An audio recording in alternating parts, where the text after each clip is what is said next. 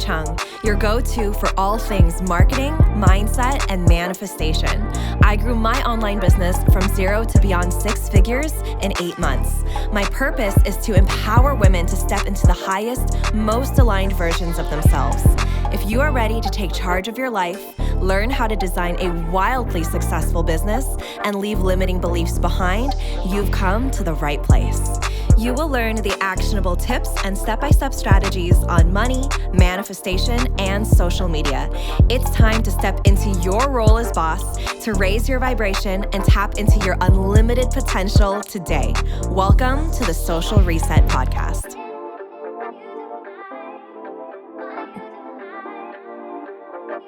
Hi, everyone, and welcome back to the podcast. I have a very special guest today with me, Carlos. I am going to have him introduce himself, and I'm really excited for the conversation that we're going to have today. We intentionally planned it to be very open and very flowy and just have conversations that we feel like are beautiful and needed for the online space, especially as coaches. And yeah, we're excited to dive in. So Carlos, tell us a little bit about who you are. Tell us a little bit about what you're doing, what you're up to currently.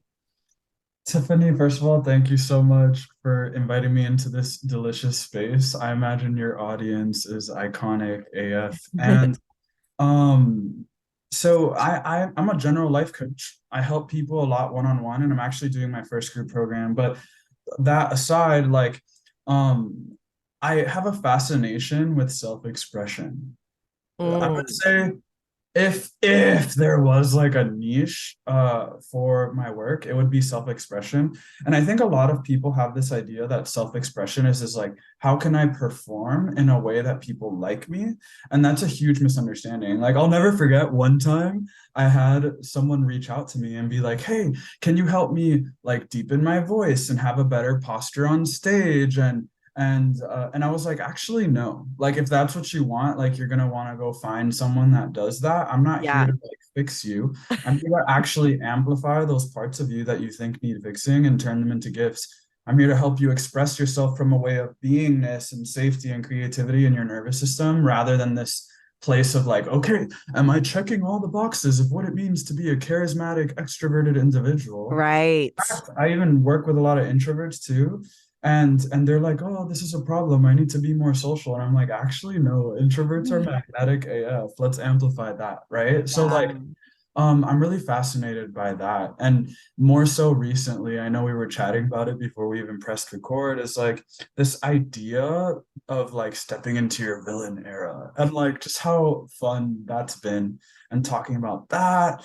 And other things I'm passionate about too is like owning your nerdiness and owning your sexiness and sensuality, and this idea of like sacred sexuality or manifesting with sexual energy. I know you're into that stuff too. Yes. I'm too a Scorpio. It's super on. Yeah. Yeah, super on brand. So that's kind of like the realm in which I'm at. But as with life coaching in particular, like I honestly follow like what is really fun for me. So if at any point like these topics aren't fun for me anymore, and suddenly coaching on health is what's fun for me, which I used to do, then I'll do that. Like, and I'm really just, I like leaning into like fun and what feels playful and mischievous and like exciting. Yeah, I love that. And I love that so much because it's a lot of what I bring into my business and what I feel like and what I teach to my students, because they're really at the end of the day, like, fuck a niche. There is no niche. Like, there's no way we could possibly put ourselves into these boxes and force ourselves into these categories, right? And we're such multidimensional beings. We're always going to be drawn to multiple different things, and that's going to evolve, right? Those multiple things will evolve into different types of multiple things. And as long as we're allowing ourselves instead of what's most profitable or what's going to be the most successful, right? When we take those things out of the equation and we drop into what actually feels good for ourselves and our bodies and what our soul is like on fire for, that is the catalyst for success and for wealth and whatever we want to create, not what we think is going to. Oh, So yes. I yeah. haven't yet. I don't know about you, Tiff. but I have yet. Do you like being called Tiff or do you prefer Tiff? Yeah, I Okay, do. okay, cool. So I have yet to, and maybe this is just the kind of energy I attract, but I have yet to meet someone that is like turned on by the idea of I help this person with this specific problem statement. Right. Like whether they're a business person or a content creator of any kind, like, and whenever I've even had conversations with clients around self-expression and around putting themselves in boxes and things like that, I always see them like expand, like literally in their body when I'm like, permission to niche on you. Like your niche is what feels good. Like I love that you said that. And the Yeah. more that I find that, whether it's in business or whether it's in my personal life, like the more I focus on what feels good, not in like an instant gratification numbing kind of way, but more of like what feels like aliveness, what Yeah. feels like this subtle turned onness. And Mhm. if I can pay attention to like what creates that, it actually gives me more, just Yeah. in all areas. Yeah, 100%. And I've been learning to explore that even outside of like coaching and business and just finding things that make me feel so joyful, or in my body or in my pleasure. It's like all of these things that I'm seeking outside of business actually translates to it and becomes a parallel because I'm opening up myself to it in all aspects. It isn't just focused on like, oh, what's going to make this sale or in marketing or whatever it is. It's like I've learned to intertwine kind of my life, my business, my emotions, like dropping into my body, my feminine surrender and flow into just any way that any space that I am in and in any way that I show up. And that's so good. Like you know what I love about you, Tiffany, is you really do, and I'm actually getting better and better at this myself, but you really do embody that like pleasure first. And again, pleasure that's like soul pleasure, whatever that means to you. Yeah. And it's like, and like letting that fuel your business. Like I'm definitely like becoming that person more and more and more and more every day.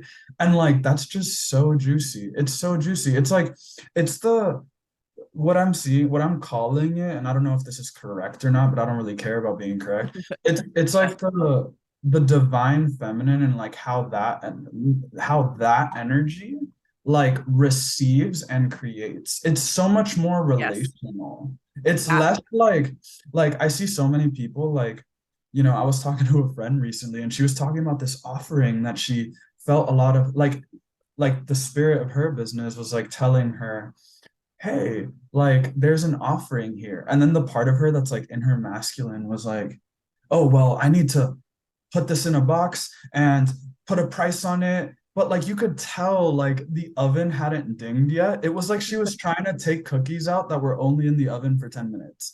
And this Mhm. sort of feminine, like relational way of doing business that just feels like magic. It's like there's such a mystery and discomfort to like waiting for the oven to ding when the whole world around us is like, no, but you gotta, the clock is ticking. We gotta monetize Right. this now. You know what I mean? Like, yeah, it's like Yeah. rebellion almost. It is. It's like I say this a lot. It's like especially being in a woman's body or socialized as a woman, listening to your own pleasures and needs and actually fulfilling them is an act of rebellion. Like resting as a woman when there's so much that is expected of you is a rebellion in itself, And it's like so much of what we're taught, especially us in like marginalized communities, if you're a woman, if you're a person of color, we're taught to, and this is indirectly, directly, subconsciously, consciously,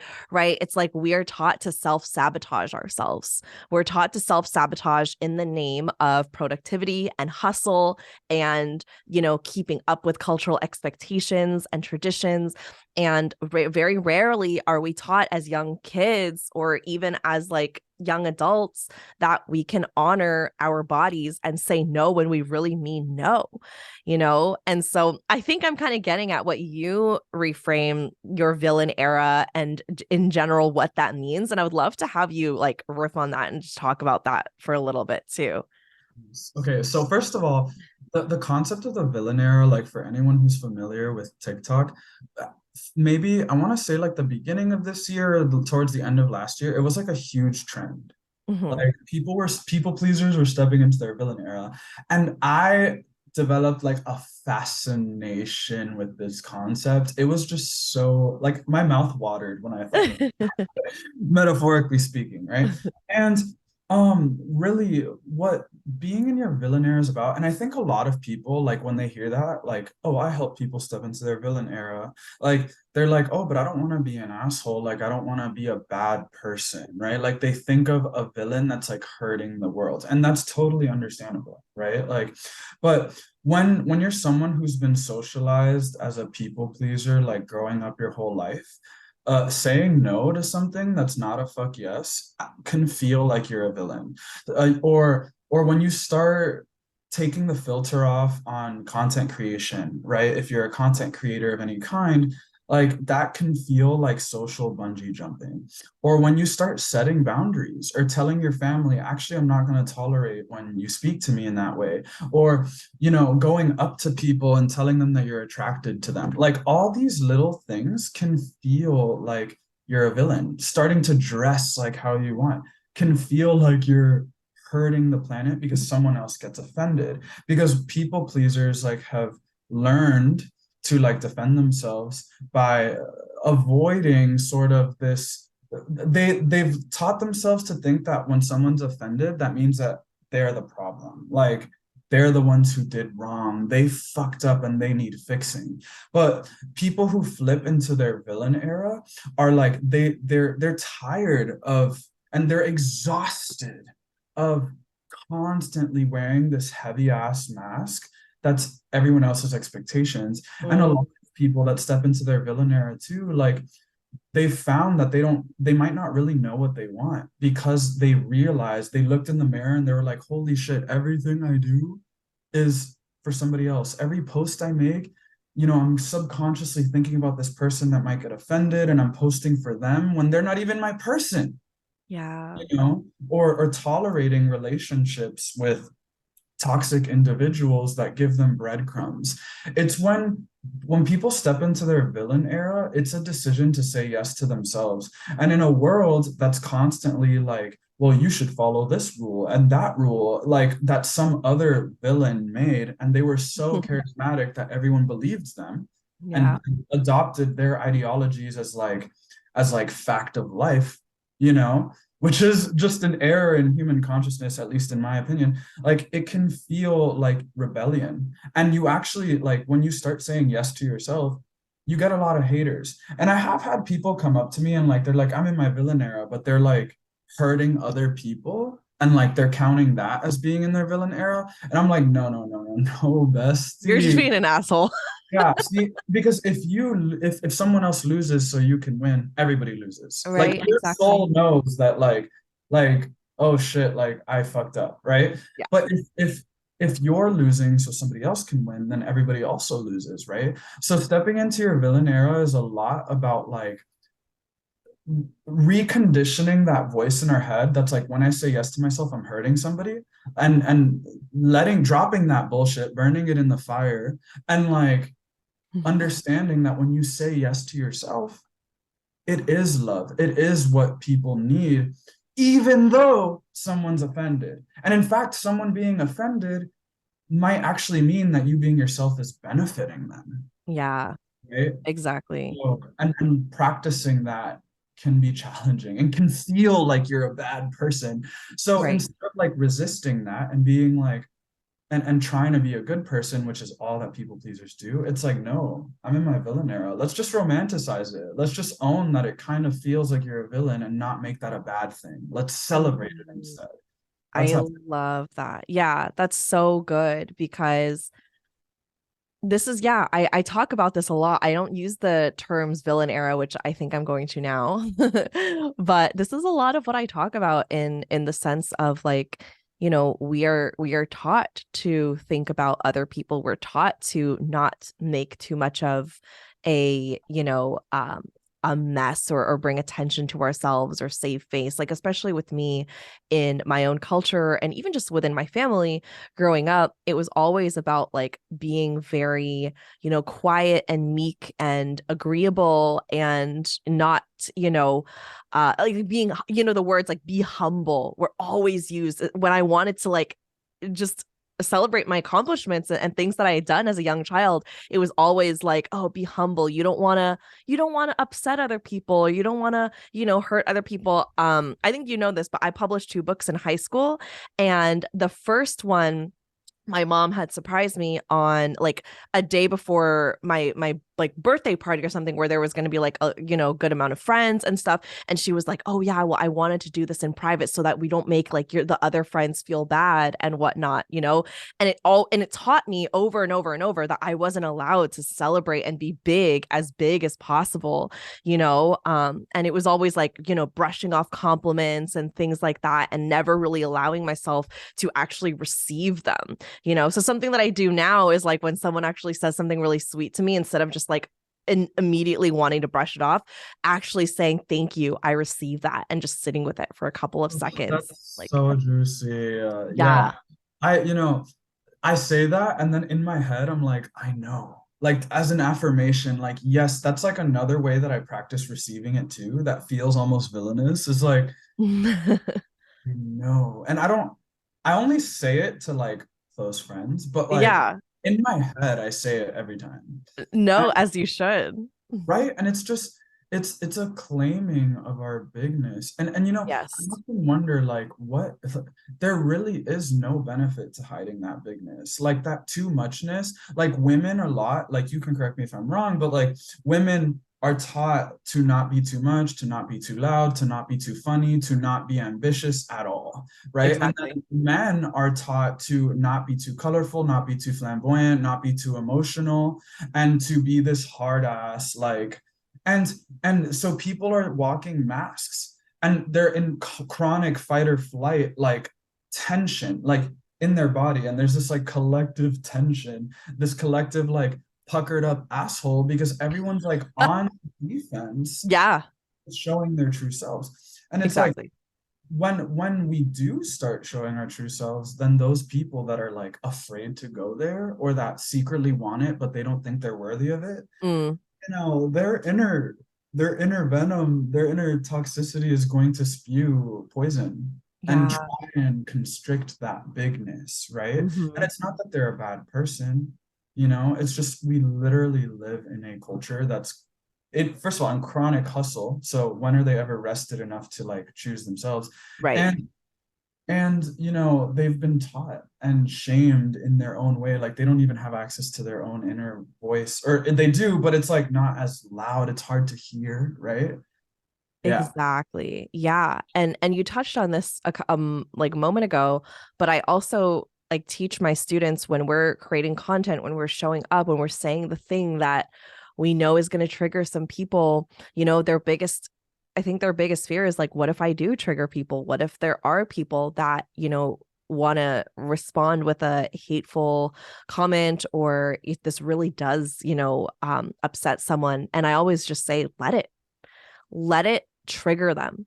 Triggers Mm. are not a bad thing, right? It's like triggers are the little messages and signals that point our body to areas where we want a deeper heal, and it's like if we don't ever get pointed in that direction of that trigger and that wound, how do we know what to heal? And sometimes, like when we want to reframe things like jealousy or, frustration or anger or judgment, it's like looking at where this is coming from, like a trigger for envy can just be a underlying theme of desire. It could just show you that this is something you really, really I want deep actually learned that down. one from you. Like I'll never Yeah. forget. There was a moment where I heard you say it. I think it was on Simone's podcast. Ooh, And I was like, oh shit, this is good. Like I needed this. So thanks for that. yeah. Yeah. Yeah, I resonate so much with what you're saying. And I often tell people like if someone is offended and posts a hate comment, just I call these spicy wins, like the wins that are, they feel like failures, right? So like, Mm, um, I call it a spicy win because here's the thing. If you are taking up a shit ton of space, it's like literally not possible for you to eventually not piss somebody off, right, right? Now, I'm not saying, because I am not saying to go and now make your measure of success, how many people can I piss off? Like that is not what I'm saying to now go do, because that's mhm, still people pleasing in disguise, because you're still focused on eliciting a response from somebody else instead right. of just being yourself, right? What I'm saying is that be yourself so loudly that eventually somebody will drop a hate comment on your content. A family member will say like, "Oh, that's ungodly," or whatever it is that your family believes, right? And to not see that as a sign to constrict and go at war with yourself. Someone who's in their villain era is like, oh, let me expand, let me breathe into my body and be like, yeah, I am pissing people off. Like, if you think of people like Bad Bunny, like Doja Cat, right? First of all icons are humans. So eventually we're going to make mistakes in front of our audience too. And that's okay. Right. We like de-shame making mistakes, right? But if you look at, like Kim Kardashian, even Elon Musk, right? All these people that are like have insane audience that make a bunch of money. People even in the coaching industry as well, like they were blazing a trail, right? They were so loud in their bigness that people, maybe 50% of the audience doesn't like them, but the other 50% is like a super fan, right? Yeah. Like, but at the same time, like Bad Bunny is not like writing a song, at least I think, right? This is my hunch. Like Bad Bunny's not sitting down writing a song being like, okay, how can I make this piss as many people off as possible?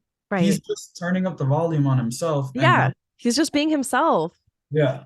And in his music videos and the way that he shows up, he's literally just being himself. And that's the beauty of it. Yeah. I love that. I love that. It's so good. And so I think there's so much beauty in like realizing that like and what I'm realizing from this conversation too is like villain era isn't even being a villain. It's literally just showing up as like the most unfiltered version of you with all the masks down that frustrate everyone else that want you to fit into societal expectations. Villain era is truly just like your most unfiltered version of who you were meant to be without the implication of who you should be. It's who you Mhm. actually are. And to other people, that seems like a villain because you're not showing up in the expectations that they have imposed upon you. You are deciding for yourself. And if that makes you a villain, then be a Ding, villain. ding, ding. Yeah, I love that. That is such a good frame, right? Like, and even to somebody who is stepping into their villain era, those actions, will, even to your own body, like you'll come face to face with like the inner shadow that like doesn't trust you still and is like, oh shit, like maybe I shouldn't have posted that thirst trap.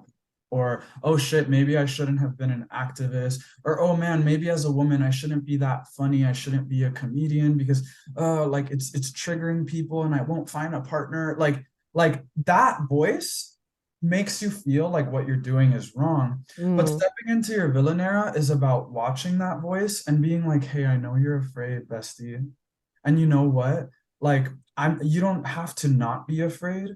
I want to actually show you that there's more in it for us when we choose ourselves. Are you willing to join me? Come along with me, fear. Fear with a mm, capital F. Come along with me. Join me for the yeah. party. And I want to show you, do you trust me? And like constantly talking to that voice in that way. Because I think another thing that happens is when the voice of fear or self-doubt comes up, there's this like, oh, I need to crack a whip and like love Yeah. and light the doubt out of my body. And I'm like, Right. No. Yes, yes. I'm so glad you brought that up because that's what I see a lot too in the spiritual community of like kill the ego and the ego death and like get rid of the ego. It's like no, we need our No. ego. That's Yeah. that's the part that keeps us alive, but it's also not meant to run our lives. It's like a wounded little child, right? So yes, we still need it and it's going to alert us when we're crossing the street and when we're, needing to be on full alert, but at the same time it's not going to be in the driver's seat driving us to all the destinations that we're meant to be in because it's not fit to run an adult's life. And Yeah. so it's not about getting rid of it. It's about taming it and talking to it and being kind to it. It's the self love and the self acceptance rather than the, yeah, like you said, like cracking a whip. Like that's not going to do anything. Yeah, girl, I could talk for like at least 8 hours on like spiritual bypassing within like new age spiritual spaces. And it's like Yeah. we are, let's say someone does believe, and I'm not even sure if this is true or not. I'm still questioning if I believe it, that like they're like the star seed that's like, us having a human experience to learn another element of their consciousness, right?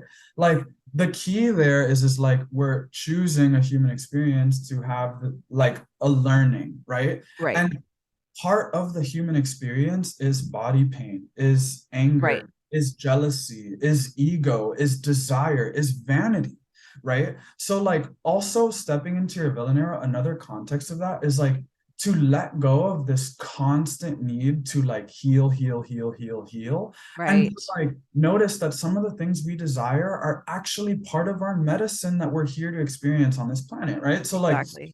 So like it me, one thing that I own is I'm vain as fuck. Like I love looking hot, bestie. I love having abs. Like Yes. I love getting a nice tan outside. And I Yeah. love when people think I'm attractive, and I love money, right? Mm. And and I used to have so much shame around vanity and be like, oh no, that's an ego desire. I need to like wear mala beads instead and be naked in the mountains. Like, if that's what you want to do, fuck yes. Right. Yes, yes, yes, yes. And I see so many people like they have this sort of vibe about them. Like, and I believe in my intuition. I trust my body, but it's like my nervous system like locks up around them, and it almost feels like they're like performing as spiritual, performing as like, yes, I'm Mm. egoless and I'm more noble and better because I'm egoless. And I'm like, Yeah. you're in for a dark night of the soul, bestie. Like, Yeah. Oh, I love this because, I think you know this. I grew up in a very religious Christian upbringing, private Christian school, church on Sundays, right? And it was very similar. And we've talked about how there are some very similar messages in the spiritual community and like the organized religion kind of evangelist, you know, community where it's like, oh, don't, you should only be dating Jesus and you have to be really modest and cover up your shoulders because the boys are going to look and all these things. And I'm like, oh my God. And I do believe that my soul came here and chose the human experience. And that's why I live it up to the fullest. I embrace the pain and I embrace the joy and embrace the pleasure and all the things that are very human-y because that's what I'm here to do, And sometimes it's like, I'll even allow myself to just like be turned on by the humanness of it, by the human pain of it, because it's just like, I'm here. That's what I'm here to do. I'm not here to be this enlightened, oh, I don't feel anything and I'm just floating every single day. There are days where I do feel like that and I'm like, wow, this is great. But that's not what I'm here to do. I am oh, here to have the full range of the human experience. And it's okay that it doesn't just look like love and light because being a human is not fucking love and light. yeah, oh my God. Girl, you're speaking my love language. Anyways, so okay, to the listener listening right now, like I invite you to consider like or remember when you were a teenager and like the world was like you were against the world. Something about listening to a song that was sad when you were sad, or listening to like punk rock when you were angry at the world and wanted to say fuck you to everybody, like something about that feels so good. Yeah. Can we just let ourselves feel good? Like, like when we're sad and when we're grieving, like, back when my grandfather died, which of course no one wants anybody to die, but I remember like being really young and being like something about this grief actually feels really pleasurable. Mm, Something about this pain. And it hurt like a bitch, y'all. It hurt, and I yeah. love my grandpa and I still engage with him like in spirit every day. Mhm.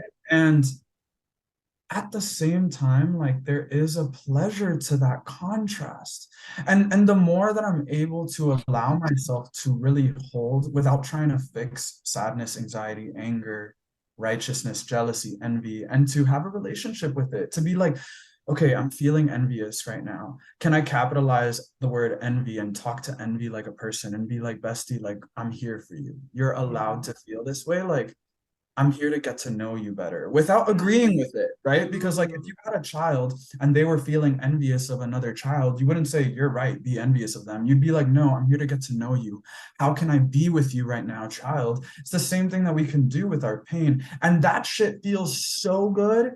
It feels so good. And the more that I actually practice that and embody that, and the more ironically, like, which is the scary part, like and I imagine some of your listeners are like witchy as fuck, like we oh are. yeah. But like, you know, this sort of witchy lifestyle is like you do actually experience more pain, and at the same time, that pain is like stretching your nervous system open, and there's another empty space for like more pleasure. So Mm, without being super attached to a circumstance, we can learn how to like, shit, man, I'm in pain right now.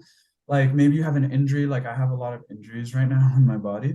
Like, what about the pain that the injury is giving me? Like, if I was to really sink into the sensation, actually feels kind of like kinky, like good, like damn, you yes. know?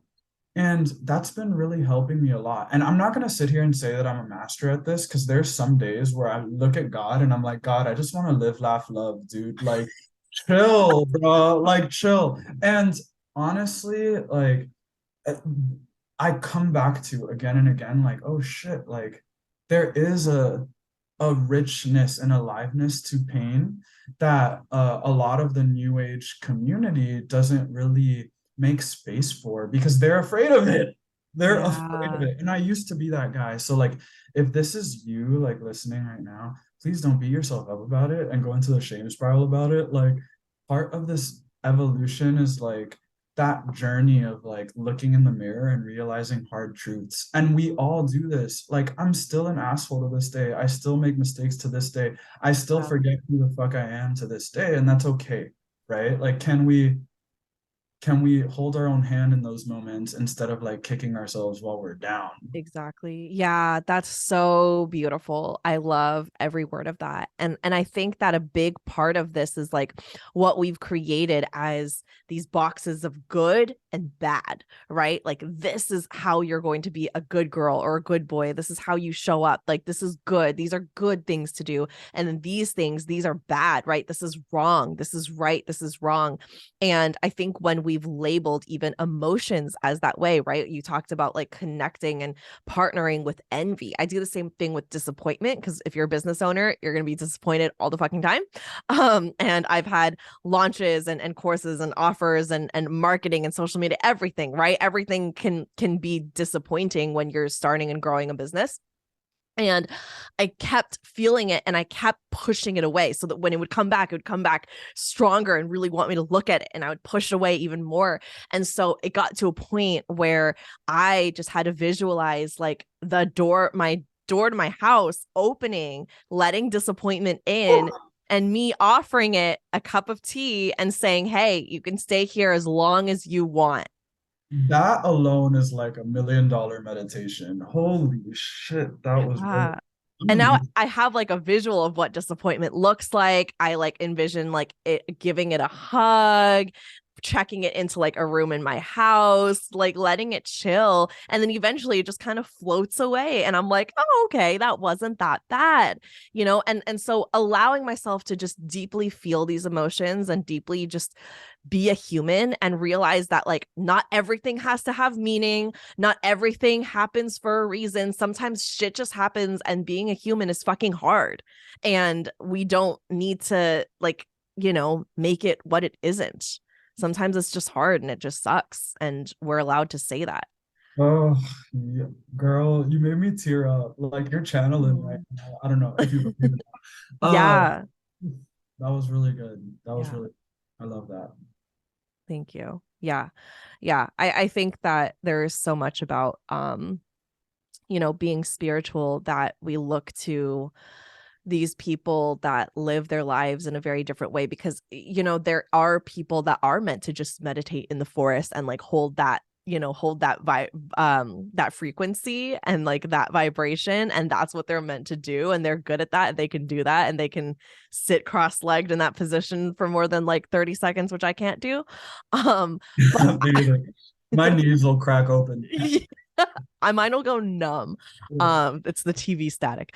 And so I think, but the majority of us here, you know, we're not meant to do that. And we attempt, and then we shame ourselves for not showing up as this perfectly spiritual person, or this perfectly, it's like what you said in the beginning. It's like an introvert wanting to be an extrovert. It's like, no, no, no. You are so magnetic as an introvert. Like, let's figure out how to play that up and really lean into it and like sink Oh, into it and like yes, sink your teeth into it, and how delicious it is to just be a fucking introvert and claim it, like claim that introvert energy, yes. right? To be like mysterious. I feel like embodied introverts have this like people just when they really have no desire to fix their introversion, like, and they love it and they see it for the gift that it is, like they could be at a party like off in the corner like playing with a dog and people are looking at them being Yeah. like, who is she? You know, I've met introverts like that are just so in their own energy and at peace with it that Yeah. like they walk into a room and people are like, wait a damn minute, your aura's tickling my aura. What the fuck? Like, and you know, it's everything. Like even our people who feel awkward, right? Like, Mm-hmm. um, I've always identified as like there's moments where I feel a lot of physiological awkwardness, and I used to really like try and fix that and see it as a problem. Yeah. But now, and in those moments when I'm in that energy, like it's just hard for me to make eye contact. And I used to be like, no, you should be making eye contact. You should have a puffed up posture and all these things. But now I just own it.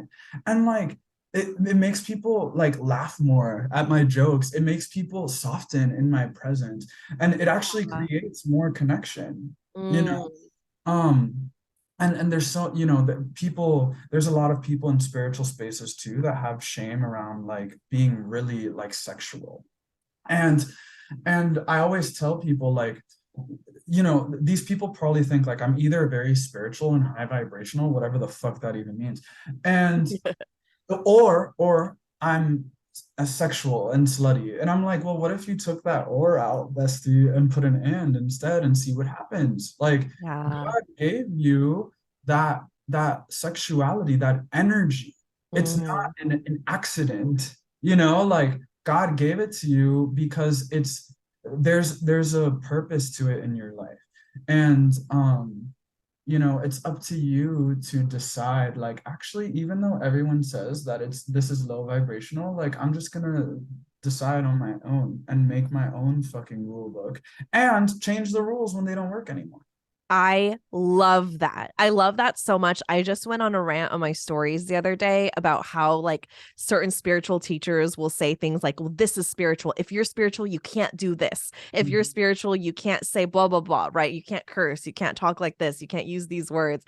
And it's like, I believe that everything comes with intention, right? It's like, your own spiritual or your own energetic boundaries and capabilities more than anybody else. So like, for example, I was listening to this podcast from someone that I listen to from time to time, and they were like, oh yeah, well, if you're spiritual, if you want to be high vibrational, like you can't listen to like true crime podcasts. And it's literally all I listen to. um it's like all like it's crime documentaries. Sign me the fuck up. I'm on every episode. They're like, yeah, and there's some people that listen to it back to back, and I'm like, literally back to back every day, and I'll listen to it, but it doesn't affect my energy because I know my energetic boundaries. For Mhm. some of my friends, they never listen to it ever. One episode would make them go reeling, right? But for me, it's like I know my boundaries. It doesn't make me any less spiritual. It's just something I like to indulge in. My Oh, Scorpio loves it. Let my yeah, Scorpio love it. sis. Oh my God. You're speaking another one of my 80,000 love languages. So, you know, I've heard this shit all the time. For me, it's video games. Like I remember when I first had my Mm, spiritual awakening. I was like, I can't play video games anymore because it's low vibrational. And what I was doing was rejecting myself. I stopped watching anime, which, hello, anime, like, have you seen some of these anime boys? They're so fine. Holy shit. yes, I They make know. me sweat. I'm like, yo, anime is amazing. It's another form of art. It's another form of experiencing culture. And I love it. And some of the Exactly. animes I watch have a lot of violence Mm, but for some reason it wakes up this heroic archetypal energy inside of me, and my mm, creativity expands. And you know what, like, high and low vibration is starting to sound a lot like Christian evangelism, right versus wrong, holy and unholy. yep. Like, but now it's just wearing the mask of new age. Hello, I've got news for you. Like, it's Same shit. it's the same exact shit. It's the same shit. And I see it all the time. Like, and Yep. it's just another way that the virus of shame has permeated into a different mask, a different culture, a different group of people, you know? And the idea here is like, actually, like, can we be more nuanced about it, right? Because my hunch is, and you can correct me if I'm wrong, that for you, true crime expands your joy, expands your nervous system, Yeah. expands your creativity, right? Calms me. Now, if somebody watches or listens to true crime podcasts and they feel constricted and at war with themselves because of it, then that's a good sign, right? Right. To It's like, not for them. not, yeah, Yeah. exactly. So for me, that's horror. Like, but I know some people that are like turned on inside and out by horror. But for me, like when I watch horror, I get nightmares. I feel Right. anxious. I feel really like dark in my body. I also don't like watching movies that are like extremely heartbreaking, Oh right? yeah. I Like, can't do or, that. or a movie that like talks about cancer or something or disease. Yeah. That shit just puts me completely constricted. But I know some people that they're like, oh my God, like I feel so alive after watching this. Like I'm gonna go live my life even more as a result. It's the same thing Yeah. with video games, it's the same thing with anime, it's the same thing with if you like to have a drink or two or three and once in a blue moon, like or whatever it is that makes you happy, true crime podcast, say yes to that. Because when you say yes to you, everyone benefits, everyone experiences more creativity. Mm, People who are around you will get triggered and maybe even inspired to do it for themselves. And then people will start to be like, you know what, maybe that's for me too. So, like, the best medicine you can give to the world is for you to win. For you to win again and again and again and again, and to let go. Like, literally, you might even ask yourself, like, what are all the rules of what it means to be a good girl, good boy, good non-binary individual? Like, what are the rules that let that, like, I used to have a lot of rules as a gay man. Like, as a good gay man, this is all the bullet points and check boxes I need to fill. And, literally just write them all down and then burn that fucking paper. It ain't yours. Like, yeah. it ain't yours because if you're someone who's gay like me, right? Then you existing is the right way. Like that's it. You don't have to do certain things that people do just to be accepted in that group. Oh, Because if you're being who you are, you'll create a new energetic wave around you that people want that are super like soulmate friends. I call these friends, by the way. So there's like fast food friends, and then there's like wild caught grass-fed organic homies. Like that's what you want. And you saying yes to you attracts those kinds of people. mm, Like right now I'm here and I feel like so relaxed in your presence, and we're here having jamming out on this podcast, having fun because yeah. we're both people who say yes to ourselves. And it was just such a no-brainer to do this collaboration, you know? Um, Life can Love that. unfold in that way. Yeah. I love that so much. Yeah. I resonate definitely like being pansexual, technically. I just call myself queer. It was always like, well, but you haven't been in a romantic relationship with a girl. How do you know? Or you haven't done this, this, and that. Or, oh, but you're in a but you're, or like for some girls who were in a relationship with a guy and they knew that they were bisexual or they knew that they were queer. It's like there's so much like invalidating because we want to keep putting ourselves in these boxes. We see it over and over and over, wanting this desire. It's a kink I feel like that we have that's like we don't need to have, right? It's like we have such a like fetishization for categories and boxes. Mhm. And it's so limiting. It is so just restricting because none of us fit into those boxes. It doesn't work that way, right? And if it did, it would be so boring.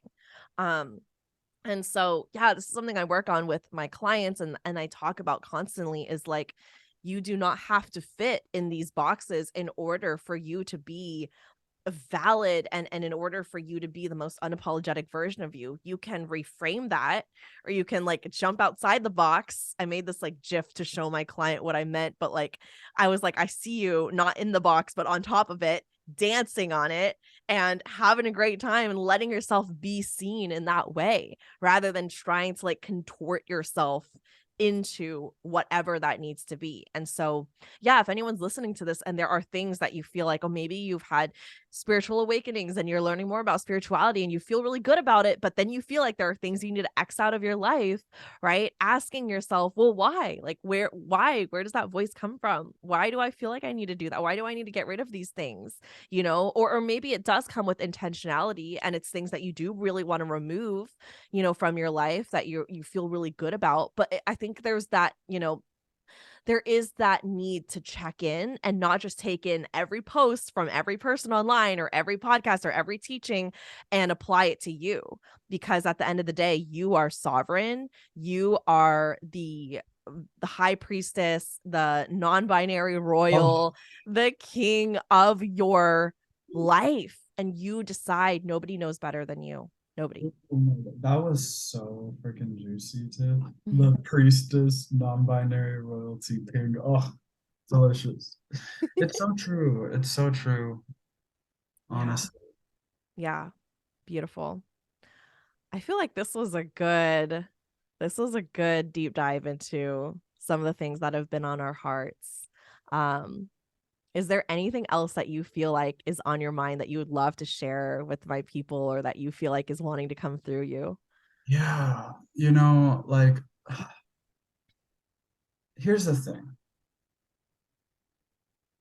We people who choose to constrict themselves and filter themselves through like 8,000 different filters, and then that's what they share with people. Like they're doing that to avoid discomfort, Mm, to avoid the discomfort of like having a hater or losing a friend. And the funny part is that in avoiding that discomfort, you're rejecting yourself, which feels uncomfortable as fuck. So like you're actually not avoiding discomfort. You're just creating a new kind of discomfort. There's no yeah. such thing as a life that doesn't have discomfort. So you might as well choose the discomfort that has the most fun, sexy, delicious like options that make your nipples hard. You know what I'm saying? Like, Yeah. if for you muting yourself is the discomfort that you're consciously choosing, more power to you. If that's the discomfort you want to put up with, more power to you. But honestly, like if you're listening to this podcast, like I know that that's not you. I know that that's not you, Right. especially if you've listened to the end of it. Like you are the person who's desiring or already stepping into in a lot of ways and learning to see it more and more to the person that expands and chooses the discomfort of being perceived. And I'll speak for myself. This option is way more fun. It's way more activating and way more alive. Yeah. 100%. I love that. And I feel like I feel like I go through these rebirths and these like like these cycles where I become more and more and more of that person, and releasing different types of things. And I go through a lot of transition. It's definitely my Scorpio that does the rebirth cycles. It's like I die to something, and then like something else is like I'm rising from the ashes over and over and over again. That's why I'm always like feeling like a different person every single week. But for someone embarking in this transition, just know that you're not alone, and that there's so much beauty in saying yes to yourself and looking back on your entire life. You're never going to wish that you were just more restrictive and more timid, or that you held back more, or that you didn't post all those posts, or that you hung out with those friends or stayed in those relationships that made you feel like you're self-betraying over and over again. You're never going to wish that you did that more, right? You're never going to wish that those took more space up in your life. And when we really look at it, like really, really, really look at it, there are no rules. Any rules that we live by were created by someone, likely people who wanted to oppress others, right? Like a lot of these systemic rules are not created for the betterment of the conscious collective. And so you allowing yourself to be a villain, allowing yourself to be a rebel, being a rogue, is actually the most self-accepting, self-loving thing that you could ever choose to do. So, it's so funny that you use the word rogue because in fantasy video games, the character I've always played since a child was a rogue. And I just had one of those like full circle moments where I'm like, oh, no wonder I play the rogue in every video. So aligned. Yeah. Yeah. I love it. Well, thank you so, so much for being on the podcast today and sharing your thoughts and your energy and your heart with everyone. If people want to connect with you and learn more about you and what you're offering, all the good things, tell us a little bit about where they can find you. The number one most iconic place to find me is I have a podcast called the Spiritual Thirst Trap Podcast. Super fun. I also am really active on Instagram, Facebook, and TikTok. So and Twitter as well sometimes. So my Instagram is Carlos DelaPlaya. My Facebook is Carlos DelaPlaya. My TikTok is Carlitos DelaPlaya. And my Twitter is De La Playa Carlos because some asshole stole Carlos De La Playa. But now I'm gonna check if Carlitos De La Playa is taken. It just hit me right now. But yeah, so those are my socials. Be happy to connect if it's like a fuck yeah. Beautiful. Yeah. And I'll put that in the show notes so that it's easy to access as well. And then also, Carlos, I have to tell you, you inspired me to create like some photos and reels and videos within like the spiritual thirst trap energy, and really like embody my unapologetic energy. Because like seeing you, I was like, okay, well, I can't dance as well as Carlos does, but I would show up and just like not let that be a factor, and I would just show up and just vibe. And it's such a beautiful way to like exude energy, and people would literally tell me like, whoa, your energy is different, or there's something different Yeah. about you. And maybe that's true, but I think it was more so me just letting that be seen, that I haven't before at all. And so anyway, I wanted to say that you're a catalyst for that, and thank you. And if anyone out there is just looking for an incredible, majestic, magnetic, spiritual and human and all the amazing badass villainy things, go and follow Carlos because he's fucking rad. Wow, thank you so much for trusting me. Thank you, listener. Like, holy shit, you could be anywhere else with your time, and you're here partying with me and Tiff. Like, that's solid. Like, woo, bestie. I love it. Yay. Okay. Thank you so much. And thank you for everyone tuning in. I will catch you on the next episode. Bye.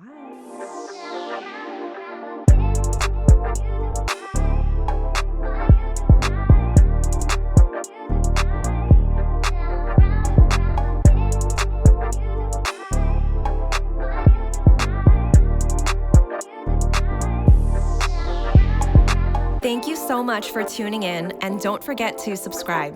If this episode resonated with you, please take a screenshot, share it on your Instagram stories, and tag me at tiffanychung.co. I truly appreciate interacting with every one of you. Catch you all on the next one.